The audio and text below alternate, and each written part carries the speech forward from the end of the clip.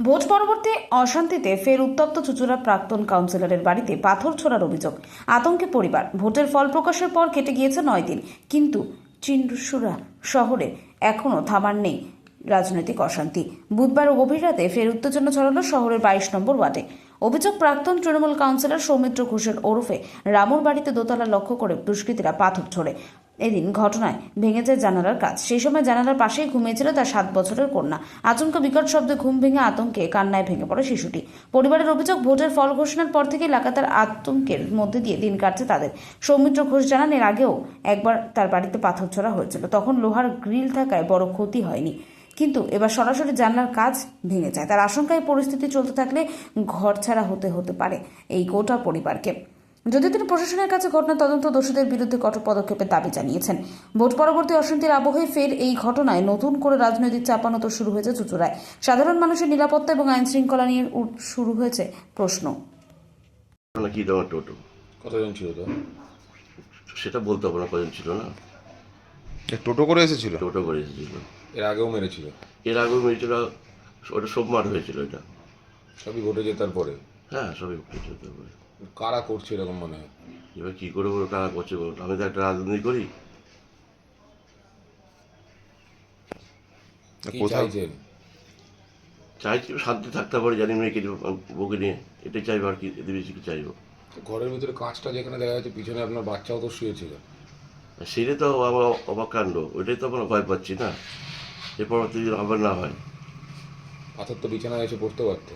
পাথর তো নিচে পড়েছিল, পাথর পড়েছিল, কাজ পড়েছিল, কাজ এখনও আছে। দেখুন, ওই যে আমি এই যে আমার যেখানে শুয়েছিলাম, এখনও আমি এটা রাখলাম।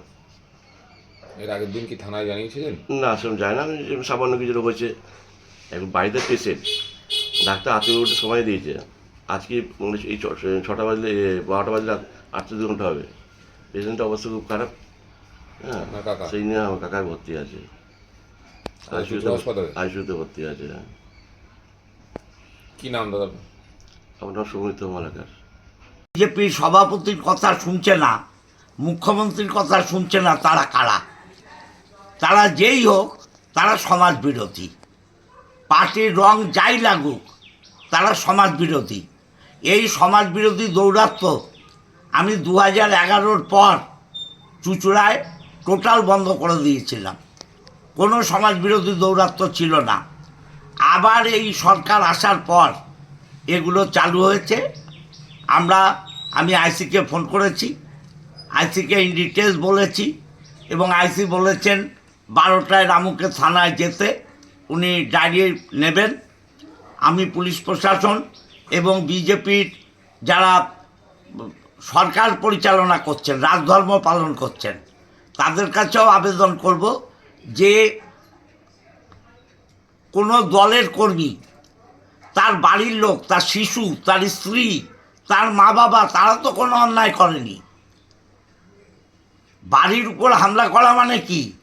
পুরো পরিবারের উপর হামলা। এই পারিবারিক হামলা যাতে না হয়, এবং কোনো অবস্থাতেই কোনো ইনসিডেন্ট, কোনো ক্রিমিনাল অ্যাক্টিভিটি, কোনো সমাজবিরোধী দৌরাত্ম্য যাতে না হয়, পুলিশ প্রশাসনকে আমি কড়া হাতে দেখবার জন্য অনুরোধ করব। এবং মাননীয় সভাপতি বিজেপির রাজ্যের, তিনি যে আবেদন করছেন, সেই আবেদনেও সাড়া দেওয়ার জন্য আমি অনুরোধ করব। ফলাফল বেরোনোর পর এই সৌমিত্র মালাকারের পার্টি অফিসেই তালা ঝুলিয়েছিল এলাকার বিজয়ী প্রার্থী বিজেপির এখন যিনি বিধায়ক, তিনি এসে খুলে দিয়ে গিয়েছিলেন। আমি কি মনে হয় এগুলো কি আইওয়াস? বিধায়ক, সে তো আমারও বিধায়ক। বিধায়ক যেহেতু সে হয়ে গেছে, সে এখন চুঁচুড়ার বিধায়ক, বিজেপি তার দল, কিন্তু সে বিধায়ক চুঁচুড়ার।